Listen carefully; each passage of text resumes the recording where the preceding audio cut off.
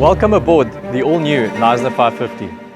I'm Grant, and today, on the eve of her launch, I'm going to be giving you an exclusive inside look at this remarkable vessel. As our trades scramble to finish some of the last-minute details, I'm going to give you an inside look at some of the design choices, the layout and details that set her apart. So first impressions as I walk up onto the sugar scoop area here, we've got really nice wide sugar scoops. On this side we've got a dive ladder for access from the water up onto the boat. Looking into this lazarette locker here, plenty of storage in here. So this boat actually has shaft drives, which means that the engines are located under the aft berths. We've got a 350 litre water tank on either side, so making 700 litres in total.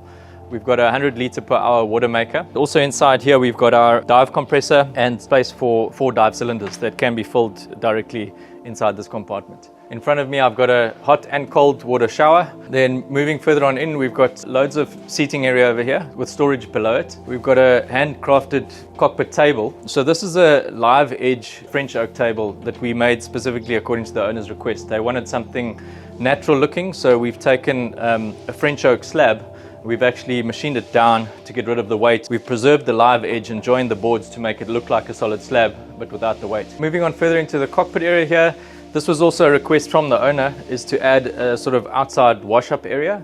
So we incorporated a cabinet below, and under here we've got a small outside wash basin with a folding faucet. We've got a traditional fixed davit system that lifts the tender up from the water underneath the davits, and the davits operate with electric winches that are located under these cockpit benches over here. Then at the base of the helm station area, we've got a couple of lockers over here. The rope box actually collects down from the helm station into this access panel here that you can just get access to the bottom of the rope in. And then in this cupboard below here, we've actually got our washer dryer. I think it's in a pretty good spot actually being out in the cockpit, so you don't have to carry all your laundry from down in the holes out to dry it in the cockpit area. Behind the helm station now, we've got another access panel here. And inside here, we've got some electronics. Primary purpose is to house the Schenker Zen 100 litre per hour water maker. Above this locker area, we've got an electronic panel just for monitoring and activating the bilge pumps, and it also monitors blackwater tanks and freshwater pumps. This particular locker below this seat over here is actually refrigerated, so that's a cockpit cooler, which is a great place to store drinks or even fresh produce when your fridge is full. Then just moving from the cockpit out again onto the starboard side sugar scoop, we've got our gas barbecue over here. We've got a freshwater hookup here where you can actually connect freshwater from the dock into the boat, so you can pressurize the freshwater plumbing system from the dock. But it's also a deck wash, so you can take water from the boat out to use it as a deck wash for instance in the boat. Then right next to that we've got a neat little device here. It's called a Scanstrut Atmos. And what it is a 12-volt inflator pump for inflating inflatable fenders, paddle boards, and all of those kind of toys. And it's very convenient to have it right here on the transom where you can work here while you inflate your fenders or blow up your paddle boards and straight off into the water. So I'm now coming up from the cockpit into the helm station. The first thing to note is the dual access. So I've entered from the cockpit, but we also have deck access from the helm area directly onto the side deck, which is great for short-handed sailing or if you quickly need to maneuver from the helm area onto the side deck. Then we've got a nice big-sized bimini with a very large sunroof over here to help with visibility of the sails and just get a bit of natural light in here. The helm area is separated. We've got the helm's wheel area with all the instruments, and then all of our winches and all lines lead to this area here. So it's all in one place. When I've got the autopilot on, I can step aside and actually I've got both hands available and all the lines leading back to this area. This vessel has electric throttle, so it's got a Yanmar VC20 electric throttle system. So we've got a dual station. We've got throttles here, and there's another throttle in the nav station area in the saloon. B&G electronics, Yanmar, and a couple of nice features that were carefully thought out. So we've got cup holders here, waterproof USB charger here, and a wireless docking station. We have quite an extensive or substantial solar array on this boat. We've got 8 glass solar panels and 1 flexible solar panel on top of this bimini reef for a total of approximately 4 kilowatts. Moving now from the helm area onto the side decks, nice wide side decks, plenty of room to maneuver, grab handles carefully placed to keep you safe while you're walking up on the deck. We've also introduced these slightly higher. They're 900 millimeters high, which is substantially higher than your standard lifelines with Dyneema guard wires. Up on the foredeck and trampoline area, we've got a lot of storage on the foredeck. This particular locker here has our diesel tanks. We have 2 500 litre tanks making 1,000 litres of diesel, We've also got plenty of storage in here for sails, fenders, and any other large items that might need storage. I didn't mention before, but there's underwater lights at the back, and we've also on this particular vessel have underwater lights in the front. So these black trampolines are really great at night because you can see straight through them into the water. Being at the factory here, we obviously haven't rigged up the sails yet. That's all going to happen tomorrow. But just to quickly talk about the sail wardrobe, so we've got a 124 square meter mainsail. We've got a very nice large overlapping genoa, which is 73 square meters. And then the rest of the sail wardrobe can be customized according to the owner's requirements. On this specific vessel, we've got a furling Jenica, which is operated from an electric furler on the end of the longeron. The Genoa, by the way, also has an electric furler, so we've got two foresail furlers, both electric. And then we also, on this specific vessel, have a trade wind sail, which is a reasonably new sail introduced by North. All right, coming into the saloon area now, very nice, spacious area, warm, inviting feel. We've got a very nicely upholstered settee area that can convert into a lounging daybed.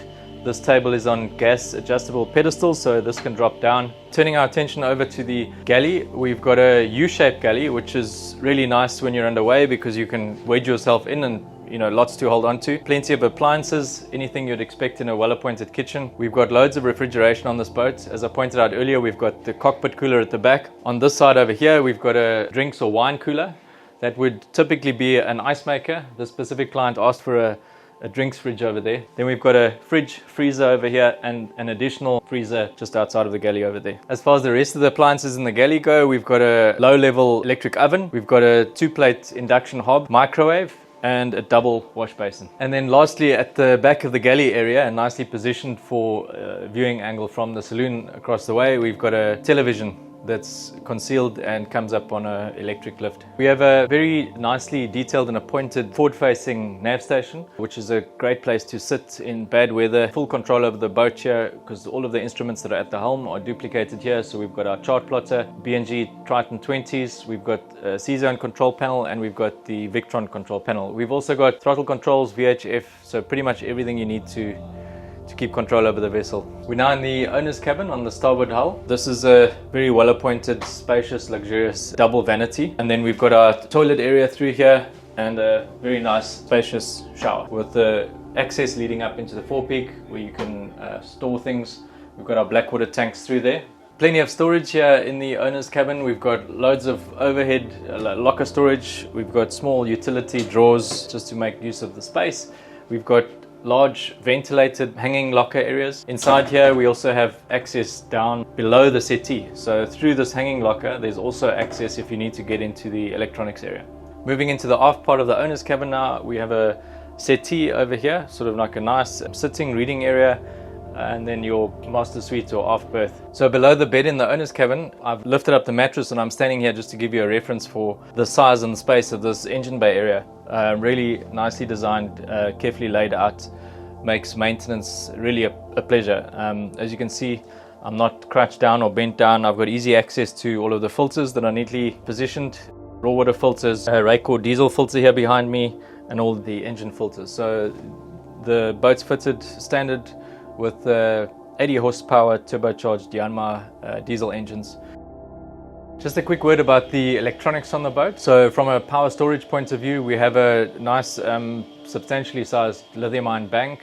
We've got 6 times 300 amp hours, so for a total of 1,800 amp hours or 45 kilowatt hours of battery storage. As far as power generation is concerned, as I mentioned, we've got solar panels on the roof. We've got a 9.5 kilowatt generator, and we've also got secondary alternators on the engines. For AC power on the boat, we have 2 times 5 kilowatt inverters for a total of 10 kilowatts in parallel to supply all the AC loads on the boat. We're now in the port aft guest suite. We've got a queen size bed here, tastefully upholstered headboard, overhead locker storage. We've got a self-contained air conditioner unit in each cabin. Again, hanging locker space, nicely ventilated, and loads of other storage areas. Moving out of the port aft guest suite, we've got our midship head through here. This is actually a custom layout requested by the owner. They wanted to reduce the number of heads from a maintenance point of view on the boat, so we decided to change the layout for them. So this head here actually services both of these guest cabins, and then instead of having an ensuite in the front, we've got a workshop. This is the port side forward guest cabin now. So as you can see,